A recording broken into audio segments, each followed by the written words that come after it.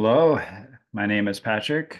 I would like to welcome you all to my first video series. I am doing a video series for those of you who are ending the NFL football season, maybe play DFS for football, and you're sad to see the season coming to an end, especially the full slates, and you're looking at what to move into next. I know we still have playoffs, and there's still some fun to play in the NFL, but what I love about this season is I look forward to golf. So I'm making this video for those who are new to playing DFS golf. Also, if you're an experienced player, I want to share some of the things that I like to do research wise, some of the contests I like to join, where I find a lot of my information. So that's really the goal today is try to introduce some of you to the world of DFS golf if you've never done it before, and even those who have maybe tried before, some helpful tips. Like I said, like I like to use, and maybe you'll get some value out of it as well. So I generally play on DraftKings for the DFS golf. I find the format really easy to use on DraftKings.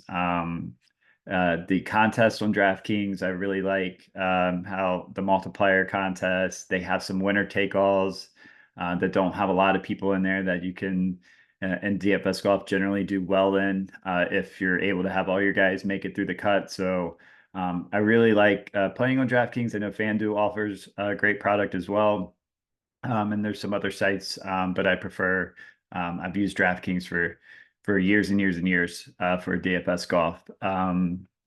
So how DFS golf works compared to what you're normally doing, daily fantasy, right? Um, what's so awesome about it is that when you build your lineup on Wednesday night, generally, or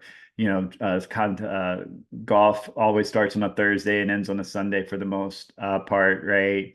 You get 4 days of packed action, right? So for most of you are playing, of course, you want to win money, but you want to be entertained, right? So if you want to be entertained Thursday, Friday, Saturday, and Sunday, all for the cost of one entry into a contest, then this is for you, right? So there's nothing like waking up on Thursday morning, especially if you're in the East Coast and the lock is early, and you're trying to look at your lineups, see if there's any golfers that have withdrawn. That rush of making sure everybody locks in and seeing what everybody picked. Also, you'll start seeing some guy go two under and another guy go two over in the first round, and you either think your week is gonna be a winner or you think your week is gonna be a loser. And the biggest thing I can tell you about DFS golf is it doesn't matter what happens on Thursday. I can't tell you how many times I've had, the first round leader in there and maybe the second or third place guy, and by the time Sunday rolls around, I'm not even cashing.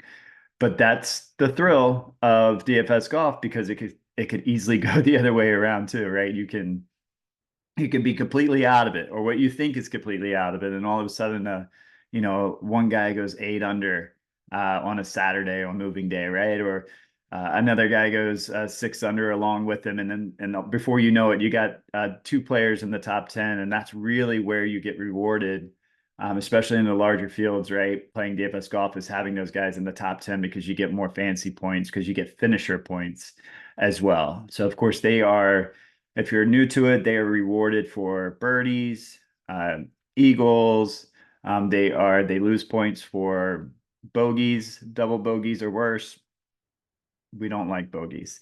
And then they are rewarded for finisher points. That's generally where you're going to get most of your points. It can be a big swing from the guy that finishes in 10th place to if you can get someone in second, or of course the coveted first place. And then if you can get a guy that nobody really has available, a low owned player, and they can get a top five, that'd generally be a good week for you. So let's start where I really like to go, and before we dive into any picks, because the first tournament of the year is coming up here, starts tomorrow in Hawaii, the Century Tournament of Champions. So what I like to do is I'll go to a couple different websites. One of my favorite ones is Roto World. There's a user on there, many of you may be familiar with, Notorious, who writes a first look article. It's free if you have a RotoWorld account. He does a really great job of outlining past winners and includes the betting odds.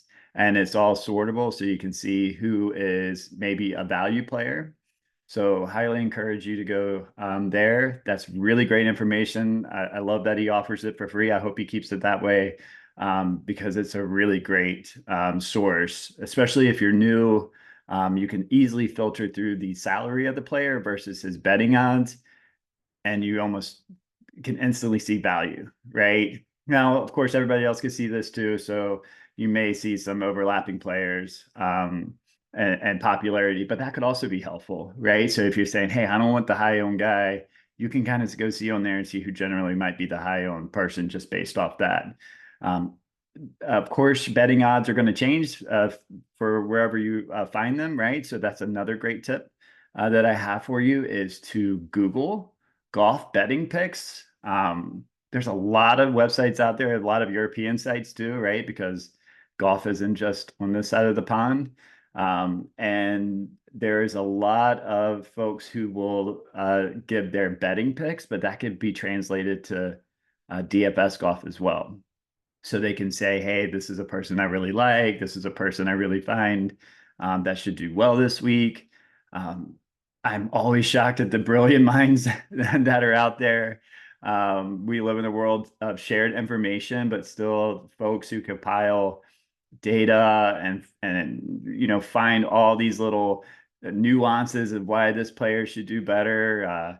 It You don't have to do all the work. The good part is there's folks out there that are doing that already. So hey, you don't have to be the one that goes and finds all this. Great if you do, right? But hey, use the information that's available to you. Save time, right? So really just if you just Google top betting picks, you'll see all kinds of sites out there, Action Network, all your main networks, ESPN writes an article generally.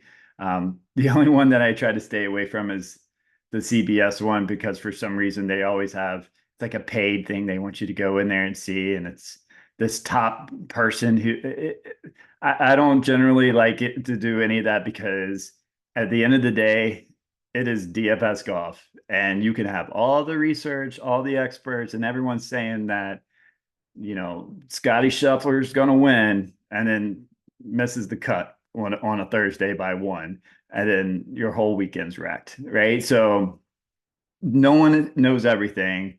If they did, right, there'd be millionaire golf DFS people everywhere, but that's simply not the case. The folks that are the most successful generally are doing kind of what I'm saying, and that is to look at information that's available to you out there, look at the highly owned players, look at players that may be flying under the radar, and try to put them together in a salary cap.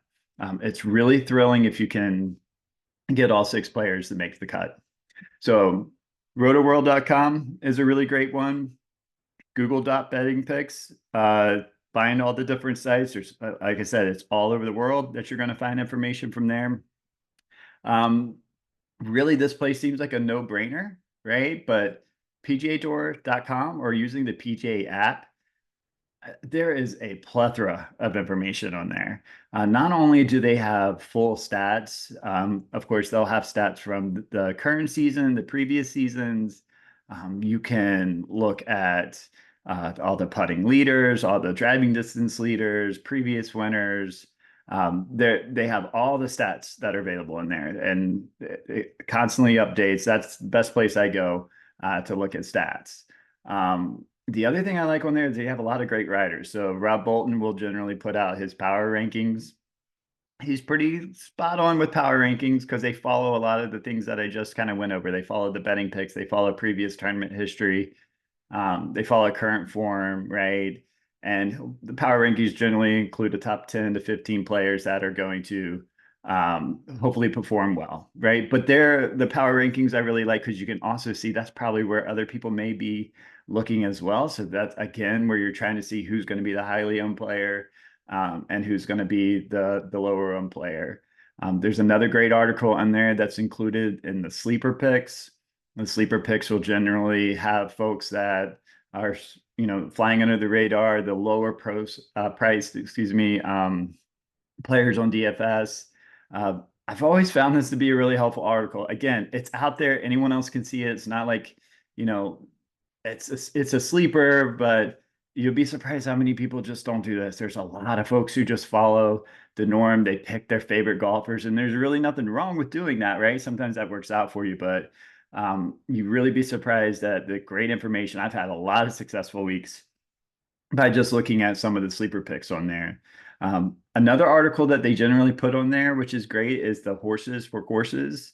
Of course, you can go and you can Google course history, but the horses for courses article generally comes out night before the tournament or sometimes 2 days before the tournament, and it will show if it's a tournament that's been played, of course, previously, all how many times a player has finished in the top 10 or won, how many times they've made the cut in there.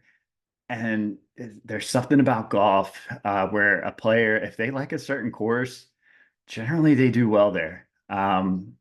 We often think of the Masters as a course, right? Augusta National. If you play it enough, you're going to do better there, right? You're obviously as you get to know the course, but there's courses that are played every year on the PGA Tour over and over, and you've got bets, right? And you've got people who play these courses every year, and there's some that are just really quote unquote fits their eye. So the horses for courses is a really great tool, just in case sometimes I use it really, I'm in between two players and I'm like, hey, they're equal here, they're equal there, and I'm not really sure which one to put in. Maybe I'll take the guy that's, made 5 out of the last 7 cuts there versus the one that maybe hasn't played there before. So I think that's a really good article. They also have the expert picks. Again, there's betting picks on there. So really great information as well. There's also a lot of podcasts that are out there to listen to. I generally don't listen to too many, but I have before to try to get information again about lower owned players, hearing stats that I may not think about. There's all kinds of information out there. So my next video that I'm going to make is going to be on the Sentry Tournament Champions. I plan on trying to do one of these every week before the tournament starts. And I'm just going to go over which players that I really like for the week and the reasons that I really like them, and which players I might fade. Again, if I fade them, they're probably going to do well, right? That's how it goes. But that's what I'm going to do. And then I'll also show you some of the contests that I am going to join, some of the contests that I like to play every week.